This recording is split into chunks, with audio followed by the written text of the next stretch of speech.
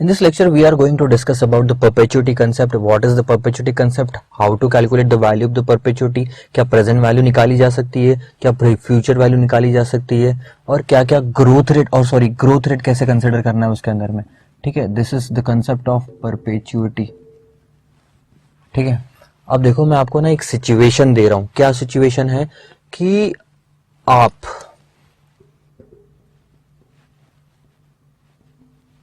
ठीक है, ये मैं बैंक,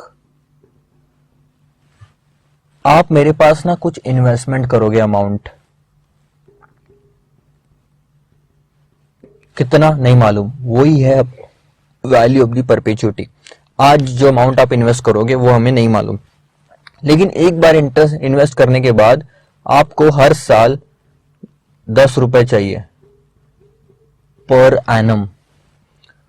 बैंक बोलता है कि मैं 10% इंटरेस्ट दूंगा जितना भी आप इन्वेस्ट करोगे उस पे, और बदले में आपको 10 रुपए पर एनम चाहिए. ये आपकी रिक्वायरमेंट है. कब तक चाहिए आपको? परपेचुअली चाहिए ये, और ये कहानी चलती रहेगी. मतलब there is no expiry date, हमेशा के लिए चाहिए.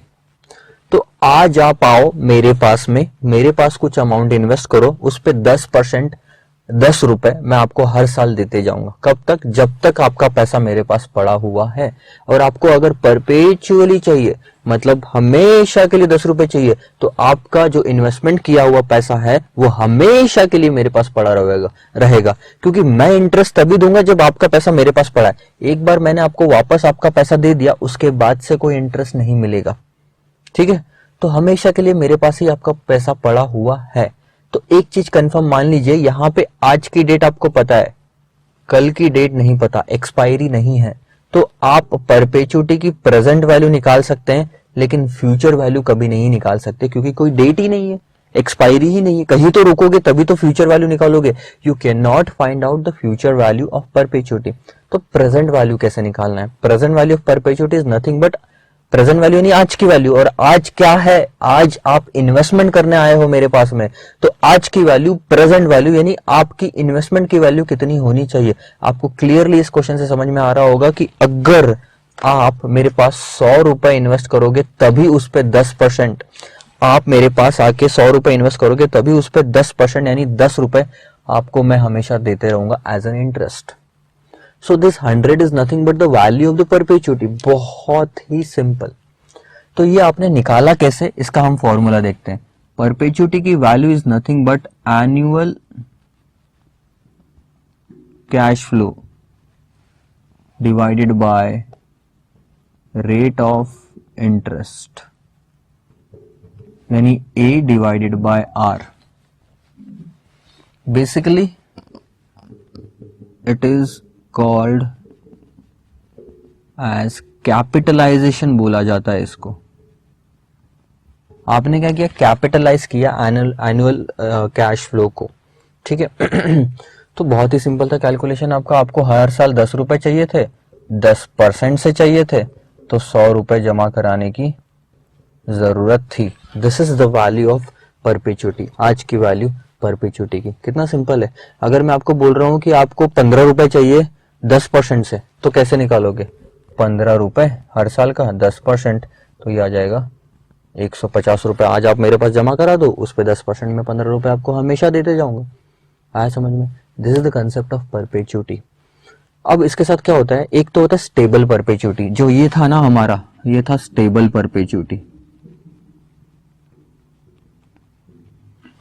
और दूसरा होता है आपका ग्रोइंग परपेचुइटी.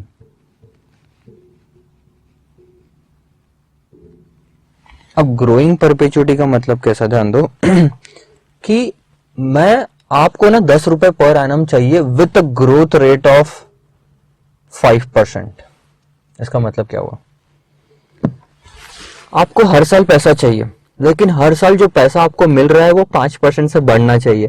इस बार 10 रुपए मिला, अगले साल 10 रुपए पे 5%, यानी 10 रुपए 50 पैसे आपको मिलना चाहिए. और उसके अगले साल 10 रुपए 50 पैसे पे 5%, और उसके अगले साल 10 रुपए 50 पैसे पे 5%. ऐसे कर करके आपको हर साल एनुअल कैश फ्लोज बढ़ानी है. इस केस में जो परपेचुटी 10 रुपए की थी वो स्टेबल थी, सेम थी, लेकिन अब आपको ग्रोइंग परपेचुटी चाहिए, ग्रोइंग परपेचुटी, यानी आपको इनकम बढ़ानी है। तो बहुत ही सिंपल, इस केस में फॉर्मूला क्या हो जाएगा, ध्यान देना, perpetuity is equal to annual cash flow in bracket 1 plus growth divided by rate of interest minus growth. ठीक है, बेसिकली रेट ऑफ इंटरेस्ट से डिस्काउंट डिवाइड करने का मतलब होता है डिस्काउंटिंग करके लेके आना आज। भाई आने वाले सारे 10 रुपए की आज की वैल्यू 100 है, यानी आने वाले सारे 10 रुपए को आपने डिस्काउंटिंग करके लेके आए हो, तो रेट ऑफ डिस्काउंटिंग है 10 रुपए। अब हो क्या रहा है ना, ग्रोइंग चाहिए आपको, रेट ऑफ डिस्काउंटिंग 10%, अब आपको ग्रोइंग चाहिए। तो क्या हो रहा, अगले साल क्या होगा, आज आपको मान लो 10 रुपए मिले, तो अगले साल क्या होगा, 10 में 5% की आपकी कैश फ्लो ग्रो होगी, 5% से ग्रोथ होगी, 10% से मैं डिस्काउंटिंग करूंगा, फिर अगले साल 5% से ग्रो होगी, 10% से मैं डिस्काउंटिंग करूंगा। ग्रोथ होना यानी आगे ले जाना, डिस्काउंटिंग करना यानी पीछे लाना। हर साल 5% की ग्रोथ हो रही है और उसी साल 10% की डिस्काउंटिंग हो रही है, यानी नेट में डिस्काउंटिंग कितनी हो रही है, 10 माइनस 5, यानी नेट में डिस्काउंटिंग सिर्फ 5% की हो रही है। तो ये रहा आर माइनस जी, 10 माइनस 5। ठीक है, so how to calculate it, हमने ऊपर ग्रोथ ऐड कर दी, नीचे ग्रोथ माइनस कर दिया, 10 में 1.05 ऐड किया डिवाइडेड बाय ये rate minus 0.05, so you will get the value 210 रुपए। यानी आज अगर आप मेरे पास 210 रुपए जमा कराते हो तो मैं आपको ग्रोइंग परपेचुटी यानी उसके हिसाब से, मतलब आपको 10% की ग्रोथ दे सकता हूं।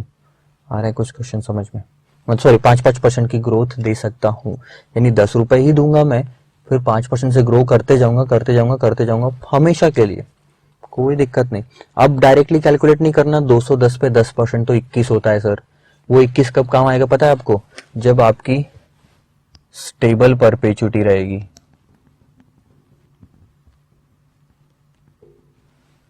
Perpetuity is equal to A by R. अगर आपको हर साल 21 रुपए चाहिए 10% से, तो ऑब्वियसली आप 210 दे दो, कहानी खत्म हो जाएगी।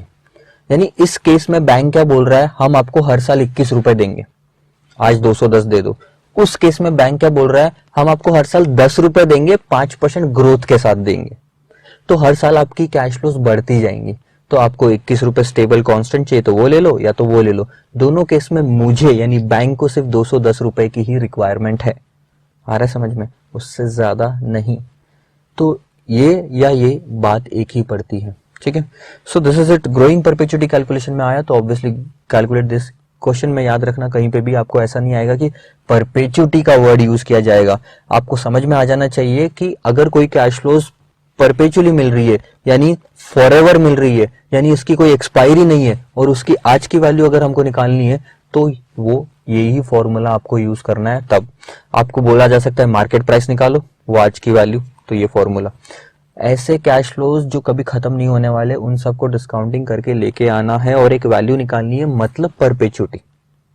सो डोंट एक्सपेक्ट कि डायरेक्टली वर्ड यूज किया जाएगा। You have to understand the concept and then apply it on the question.